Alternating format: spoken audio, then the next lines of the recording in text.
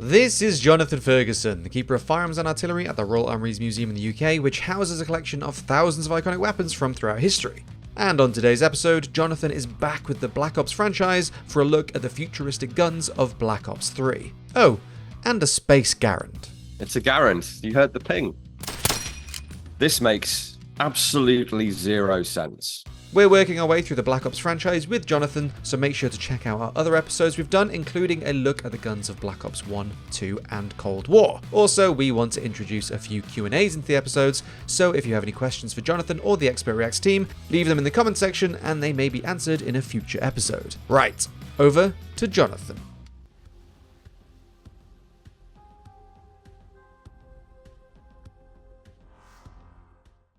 All right, this thing is really futuristic, needless to say. Funny little corset on the drum magazine. The drum magazine is reminiscent of the big vertical drums on things like the Phalanx. Yeah, I think I have to give some credit for the somewhat novel feed device, but I think, yeah, that's inspired by the big cylindrical ammo containers on shipboard weapons, I think. But for how sci-fi this thing looks, it's very conventional in terms of its sound, the way it seems to feed and eject. But, in terms of changing up the design and giving it a futuristic look and feel, it works well, I think. I don't quite understand how this magazine works. There's a kind of Lewis gun-esque spigot that it locks into with some slightly redundant looking claws, and then a very problematic looking feed chute that attaches in the middle of the mag and then is at right angles. A little bit of space magic going on there, I think. The rails are weird. They look sort of Weaver-esque, or early Weaver, where you only had a couple of stop notches, but this has a sort of random number of stop notches. And if we're going to keep that sort of trapezoidal section accessory rail in the future, I don't know why we would give up on having a stop every half centimetre, whatever it actually is. I don't have the spec to hand, but a lot more than this, because you're very limited there in where you can install your optic. But overall, if you're going to do a futuristic, cool sci-fi looking machine gun, that's one of the cooler designs that I've seen. So on the back of this machine gun is a really weird wire raily looking, shoulder strap looking thing. It wouldn't really fit this assault machine gun kind of setup anyway, but it reminds me of the shoulder strap on a light machine gun, where it's there to support the weight on the shoulder and help control the thing firing prone off a bipod. That doesn't seem to be the case here, and I can't really see how it would deploy. It looks like it's there as a sort of protector for the back end of the weapon, or just purely visual interest. I'm not sure which.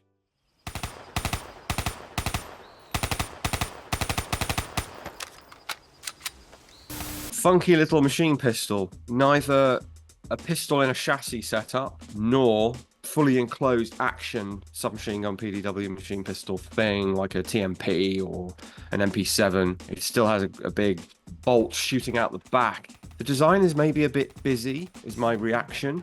But as with the other weapons in the game, I think if you're gonna do future sci-fi tactical type stuff, maybe leaning into it and changing up the designs entirely is a way to go. But I would also include in that anticipating some magnetic accessory system or something where you, like this one, you bin off the rails entirely, so you don't get that very grounded in the 21st century feel of rails on things, and it lets you change up your designs, which seems to have happened here. I'm not really a big fan of the giant competition-esque knurled cocking handles on the rear of this thing either, because those really are going to snag on everything. Pull the slide/bolt out of battery and cause a stoppage, block it from reciprocating if you're up against cover or something. And the balance of this thing, even in the hands of someone who's not real and is sort of augmented or whatever, feels a bit off. It feels a little kind of, it doesn't have the center of gravity of something like an Uzi, or the sort of proportional distribution of weight of a longer weapon. It just feels like it would be hard to control relative to its pistol, to its cartridge.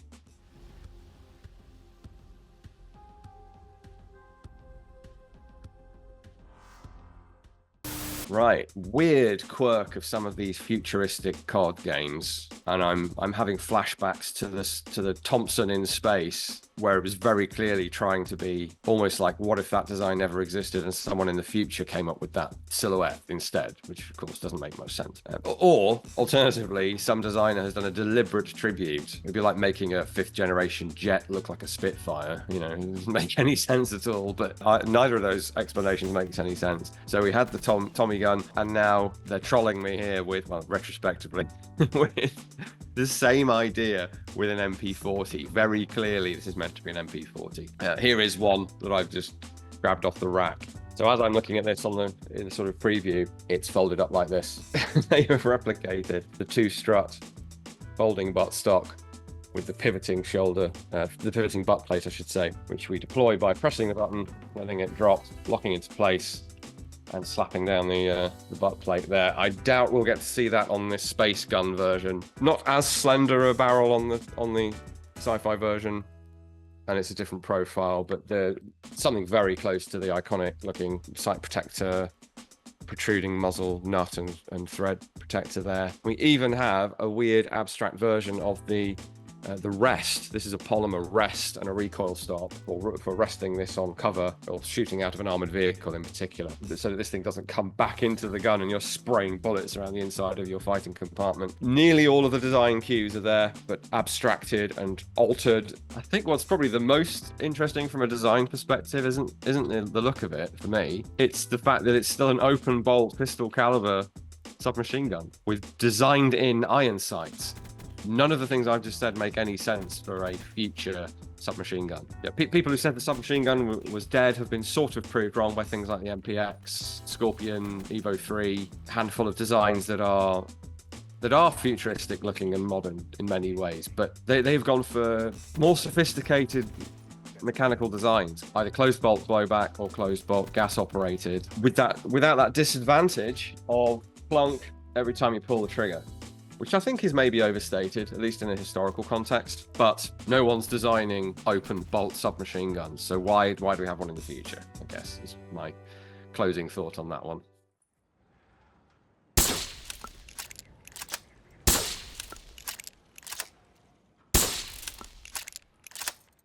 What is this? A silenced double-barrel pistol shotgun with a pivoting breech, more like a grenade launcher or something. It's a nice novel futuristic design. Definite trend here with the design language or design choices. Most of the weapons I've seen so far is that they're retaining designed in iron sights on all the guns with a bit of rail or something to allow you to change the optics, which is, again, not what I would expect to see.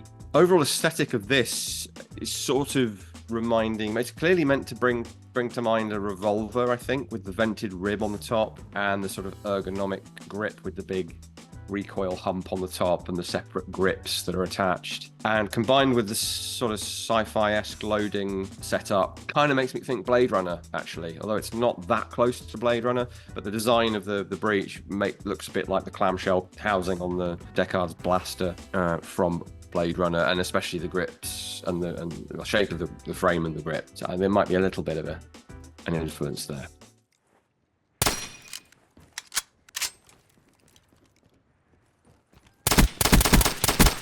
Nomad KIA. This would appear to be another one of these World War II guns in space. It's a Garand. You heard the ping.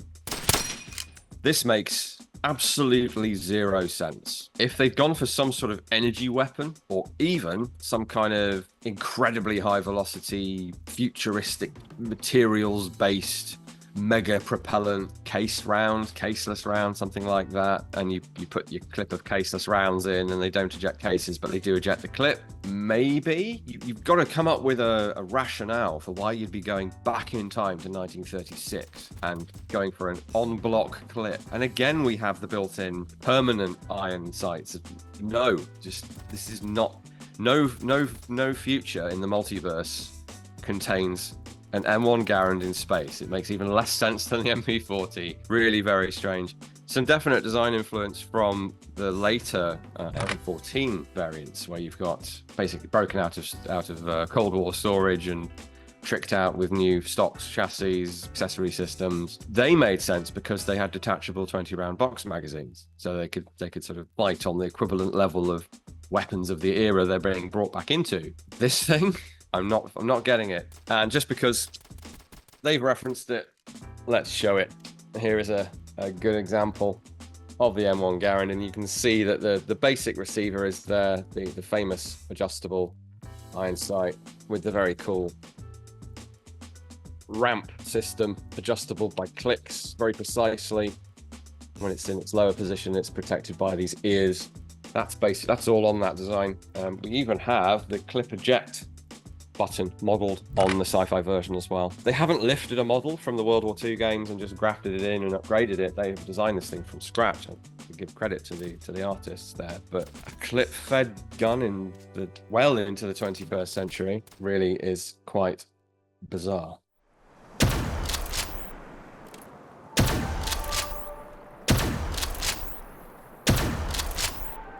That's fun though. I like the opposing action. It's like almost looks like a mangle for drying your clothes. Maybe you can shove your small in there, and as you shoot, they get dried. I'm being very silly, but this is a very silly gun. But it is fun. Okay, so that's some sort of feed device that is ratcheting around for reasons. But this is an energy weapon. Pump action energy weapon. Not clear why that would be necessary. Why you couldn't have it self-load the energy cartridgey things that it's firing from. The side pump grip is curious. That's going to affect your accuracy pretty considerably. It's not a very stable grip. Mind you, we have robot arms, so it's much more like it reminds me of the cocking handles on the MG42, which of course you're not supposed to hold it by. Maybe a little bit the saw grip that came out for shotguns a while back. Could hold it at the side, but really it's for holding at the top, which makes very little sense, but more sense than this, I would suggest.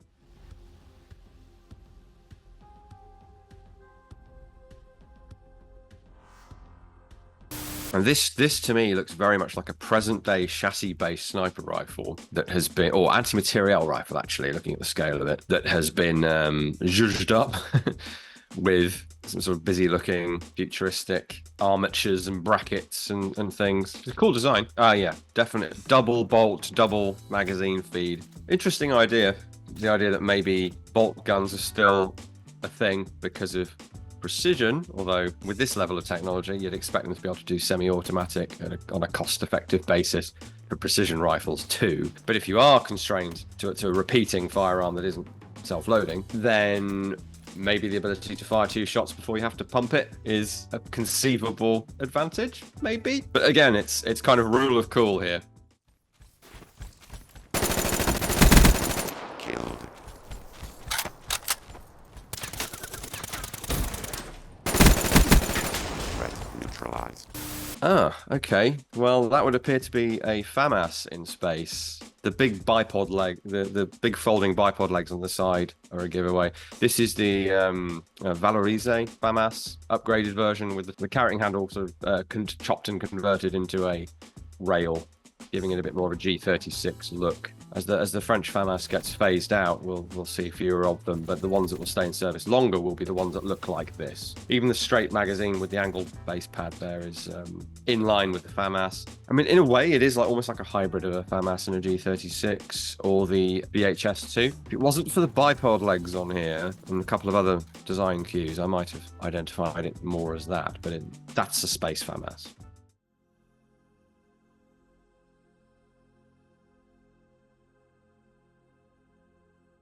Looks like a space pump action shotgun. Expect a kill.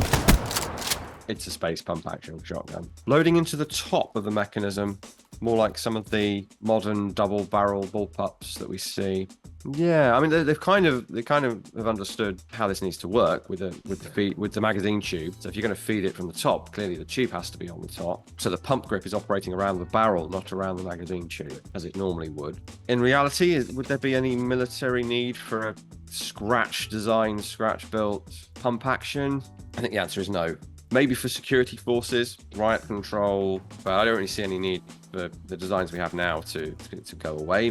Maybe you'll get, as we've seen with some of the Russian designs or even Beretta and Benelli's designs, in a modernized receiver where it looks cool and is lightweight and all of that. I'm not seeing that here. This is not a proven shotgun action copy pasted into a futuristic shell, which I'm sure we will see more of. This has been designed from scratch. It's not clear what advantage this could possibly give you over just a semi-automatic.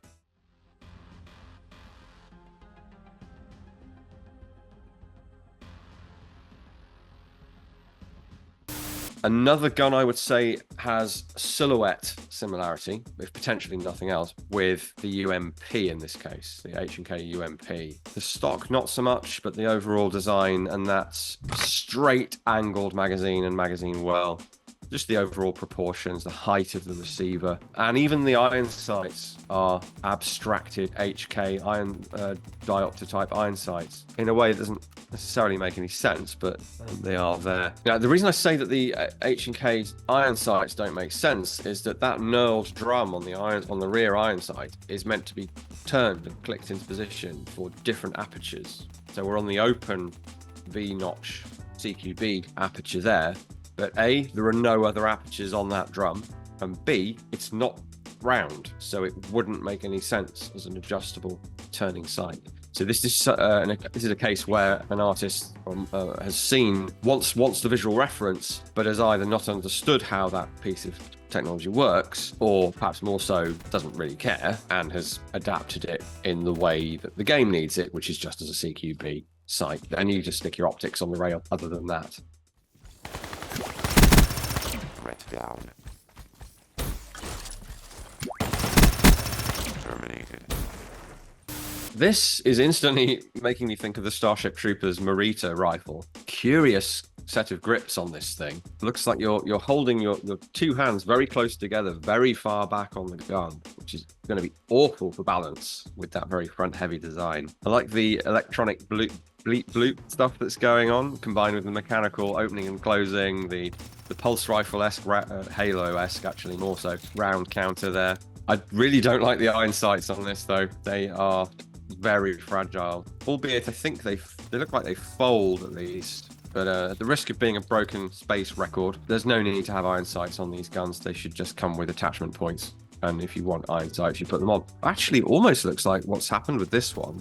The rear sight looks like it might be detachable. The front, not so much. But this is a fun riff on those classic sci-fi infantry rifles, and the green color. Somehow we were seeing modern firearms with green. The SA-80 was introduced in the 80s with green furniture, which seemed very futuristic at the time. But of course, that in a game like this, that's more so going to reference things like the pulse rifle, I think. Nomad wasted.